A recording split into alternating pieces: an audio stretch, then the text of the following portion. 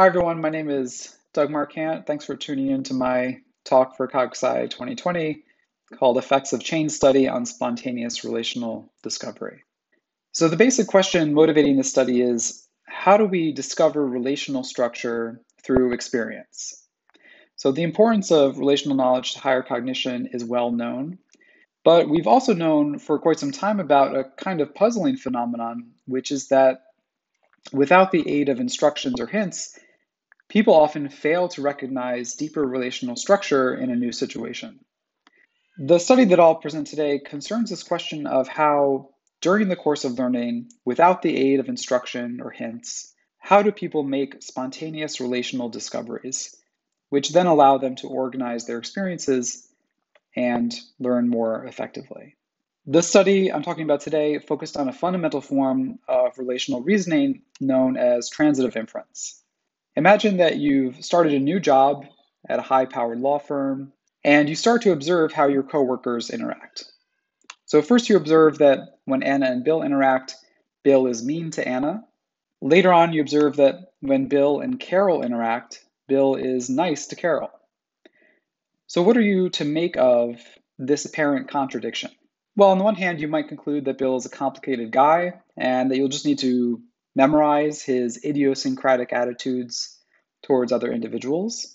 Or you might hypothesize that there's some latent factor which can explain this contradiction, which is that people in the firm can be organized in a hierarchy based on their status.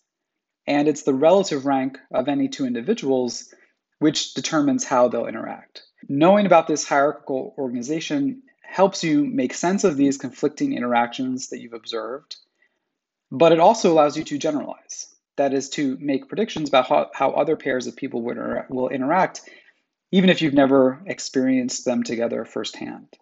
So, for example, you might predict that when Anna and Carol interact, Anna will be nice to Carol by virtue of her higher rank in the firm according to this hierarchical organization. So transitive inference is a fundamental form of relational reasoning.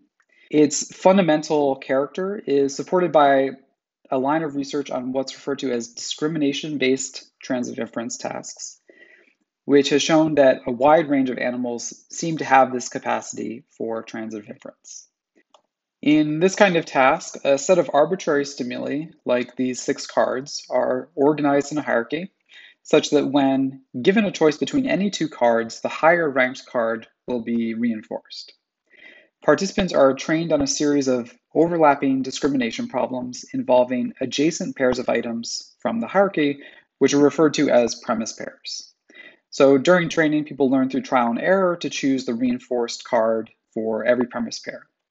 For example, for these 2 items, choosing the green card leads to negative feedback because it's ranked lower than the blue card. And a couple of trials later, choosing the green card is reinforced because it's ranked higher than the red-yellow card in the hierarchy.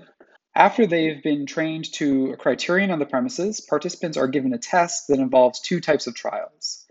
The first is recall trials, which are simply the same adjacent premise pairs that they were trained on.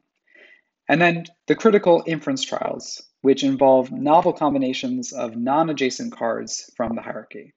Can people integrate what they've learned about multiple premises to make inferences about novel pairings that have never been seen before?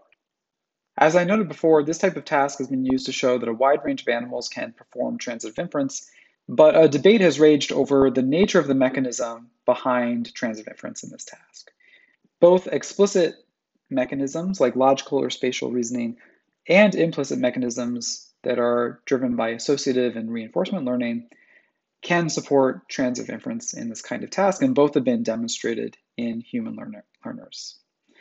For the purposes of today's talk, the interesting finding in this line of work is that during the course of learning, when people are unaware of the underlying hierarchy, some participants spontaneously discover the latent hierarchy while they're being trained. So this is a consistent finding across a number of studies that some portion of people discover the hierarchy as they're learning, but up to now, there's been no attempt to understand the causes of that kind of spontaneous discovery. So the current study was designed to better understand the kinds of training experiences which might facilitate the explicit discovery of the hierarchy in discrimination-based transitive inference. In particular, I examined two kinds of training that might be important and which might facilitate discovery. The first is referred to as chaining, which is testing whether discovery was more likely when people experienced sequences of overlapping premises in successive trials. So chaining may help learners to make sense of what seem to be contradicting contingencies, which is that a number of cards seem to be reinforced in one context and punished in another context. Spontaneous discovery was predicted to be more likely when these contradicting contingencies are experienced in close succession. Second, I tested whether discovery was more likely when people had the ability to control the sequence of premises that were experienced during training for themselves. This is motivated in part by recent findings in a different kind of transitive inference task, which showed that active control improved performance over a random training sequence. In this case, when people were fully aware from the outset about the underlying hierarchy. The effects of active control have never been tested within this kind of discrimination-based transitive inference task, including whether it might facilitate relational discovery in the absence of prior awareness of the hierarchy. So the overall structure of the task is shown here. It started with an instructional phase, followed by a training phase in which people were trained to criterion on the premise pairs, and a final test phase involving a few dependent measures that I'll explain a little bit more when I get to the results. So the experiment involved two between subjects manipulations. First, a manipulation of the instructions, whether people were informed about the hierarchy from the outset or not. And second, a manipulation of the kind of training sequence that they experienced. First, we'll look at the instructional manipulation. In the non-informed condition, people were told that they should be learning about the premises through trial and error, and their performance in the game would just depend on whether they could learn to choose the correct card for each possible pairing. In the informed condition, people were given explicit prior knowledge about the fact that these cards could be ranked in a hierarchy, and they were given a familiar example of playing cards and how those have rankings to help them make it concrete. So for this task, a new kind of training procedure was used, which involved a two-stage procedure where each learning trial began with all 6 cards presented on screen. The participant then selected one card. That card was randomly paired with an adjacent card from the hierarchy, and then a stage 2 choice was like the typical discrimination-based task, where they had to choose for a given premise pair which one was hiding a reward, and they received feedback. There were 3 training conditions which determined which items were selected at that stage 1 choice of each training trial. The first was an active condition in which participants were free to select any of the 6 items on every training trial. The second was the passive frequency condition. This was passive in the sense that participants couldn't control the selection of premises. Instead, they were forced to select a predetermined item. And items were pseudo-randomly chosen based on the overall frequency of selection, such that by the end of training, all the 6 items were selected equally often. And the last condition was the passive overlap condition. Again, choices were predetermined, but in this case, items were selected so that they were adjacent to the item that had been selected on the previous trial. The effect of this was to create chained sequences of overlapping premises from trial to trial, which we're hypothesizing is going to be crucial to the discovery of the hierarchy during learning. Okay, so let's turn to the results. So first we can look at the recall performance in the final test. Recall performance was generally high across the board, with a small advantage overall for informed participants over non-informed participants. But importantly, there were no significant differences between training conditions in their accuracy for the studied premises. Now, if we look at inference accuracy, first, there was a large overall advantage from having prior knowledge about the hierarchy.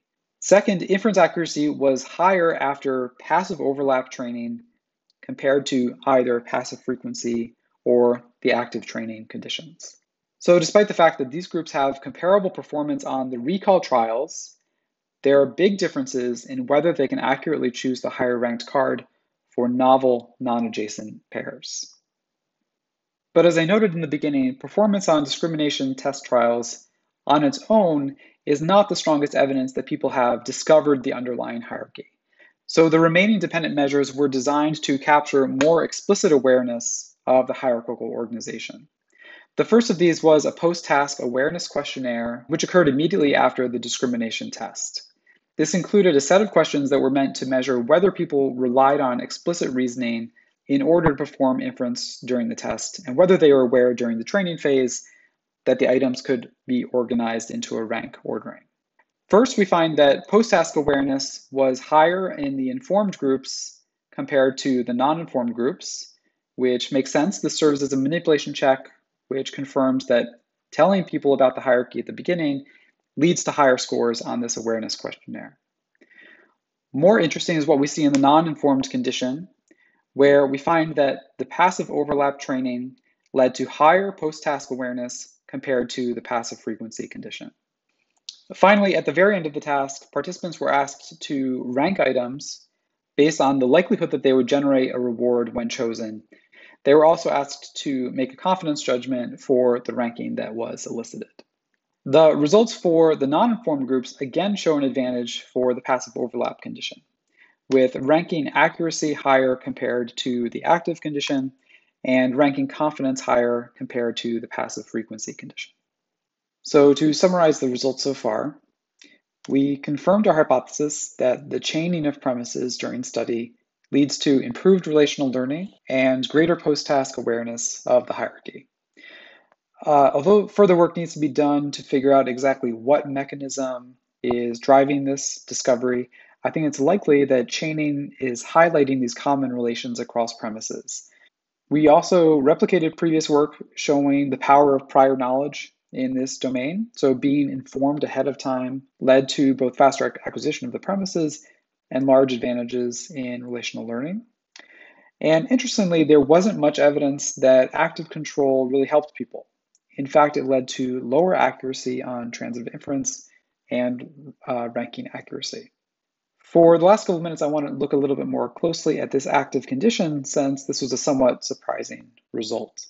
When we look at how active participants selected premises during training, there was a big difference between the informed and non-informed groups. So non-informed participants had a strong preference to select the same item in successive trials. In contrast, informed participants made more selections that were 1 to 3 positions away from the previous item, including adjacent selections which could lead to the chaining of premises. These search behaviors also had different consequences for learning performance. So among informed participants, those individuals who more often selected adjacent items had higher accuracy in terms of inference accuracy and the ranking test.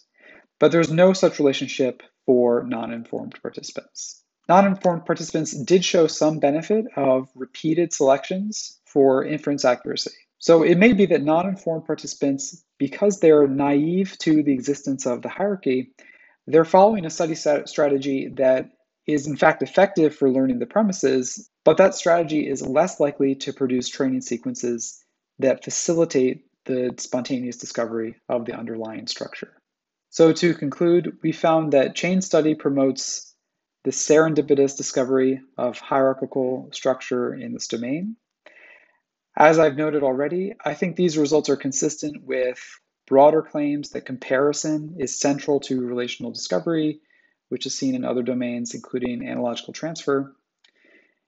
Interestingly, although some learners benefited from active control of study, namely those participants who self-generated chained sequences, overall having the opportunity to control study seems to be less effective in the absence of prior knowledge about the relational structure. And lastly, I want to note that there are other ways to promote relational discovery that can be found in the literature, including through explicit instruction, priming, having salient relational cues, and so on. But the current study suggests that even in the absence of those aids, The dynamics of learning alone and chain study in particular can catalyze the explicit discovery of this kind of relational structure. Thanks very much for your attention, and any comments and questions are more than welcome either after the talk or at the email address on the slide. Thank you.